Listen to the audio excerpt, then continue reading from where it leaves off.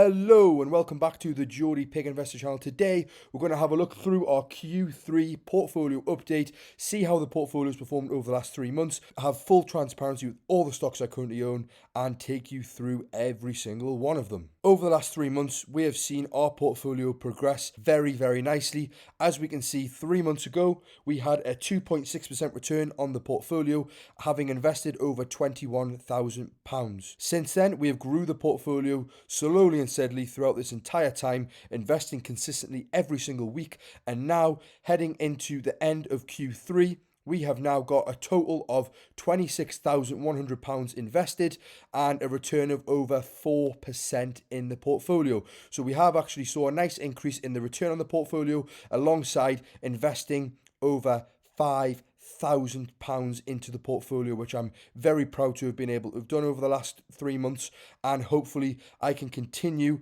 to invest into my portfolio over the next and final 3 months of the year in Q4 and get this total to over £30,000. That would be amazing to do by the end of this year. If you didn't know already, I'm mainly a dividend focused investor. By this I mean that I invest in solely dividend focused stocks that pay a dividend yield but also have good dividend growth potential. Some of my stocks are more growth plays and then other ones are good yield payers. For the most part though, I'm definitely more focused on the growth plays because I am so young, being only 23 years old. I know that I've got time on my side and time in the market is going to be the key for me long term. I will take you through all my different stocks in my portfolio and show you each individual stock, how they've performed for me since owning the stocks, and my thoughts on where I'm going to be heading with this portfolio. Something I do want to highlight with this line here is you can see there are many peaks and troughs within that line. You can see at one point here I was actually into the negative amount of money and I dipped right down to around only being up 1% returns at some points as well. And then there was other times where I've been up close to 5% returns and then back down at 1%. So it's been a very bumpy ride throughout, but the main thing to take away from this for me is that I stayed consistent with my investing. I made sure that I continued to invest into the portfolio, and by doing that it meant that my overall portfolio value was increasing. This is the number that I'm bothered about, and like I said, I am a dividend focused investor, so not only have I returned over 4% on my portfolio, but if we go into my history, we can also see that on my orders, I have made over £370 through buying and selling stocks.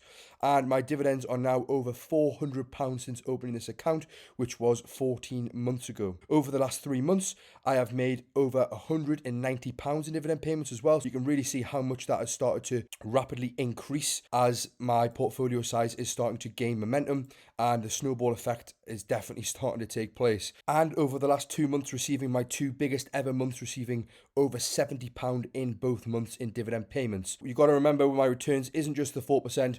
Once you add in those 2 factors as well, I'm at close to around 7% returns on the portfolio since I started this account 14 months ago, which I am very happy with. Obviously, some people prefer to be invested elsewhere and prefer to just invest in ETFs, which is definitely not a bad call at all because ETF investing is definitely one of the safest. And if we have a look into my pies, we can see my ETFs have actually performed really well. I've had 3 of these ETFs since opening the portfolio back when I started, and all of those are over a 7% return. And I recently swapped from investing in the Vanguard FTSE All World to the Vanguard FTSE Developed World because I just believe it has a slightly better allocation, and over time I am definitely more bullish on this ETF. So that is why I've started to invest into this one. Obviously right now it is just slightly in the green, but I'm pretty confident over the future this one will also see a nice return for me in my portfolio. All of my investments in my portfolio that I make into individual stocks are for the long terms. When I purchase a stock, I'm thinking about owning that stock for the next 10, 15, 20 years. So when I buy a stock, I'm not buying it to then look to sell at a profit. I'm buying it for that long term and hopefully so that it's going to pay me a very nice dividend every single year while consistently growing that dividend payment, which is obviously very important for a dividend growth focused investor. As I scroll down now as well, we can have a look through my positions and see how they're performing. Some noticeable bigger positions in the portfolio are obviously my ETFs. We have Vici Properties, which is one of my biggest positions in the portfolio, being valued at over £1,800. Starbucks at over £1,000 now. We've got National Grid at about £800, MasterCard at £700. We've got Louis Vuitton over £500. We've got Greencoat UK Wind at 400, Diageo close to £1,800.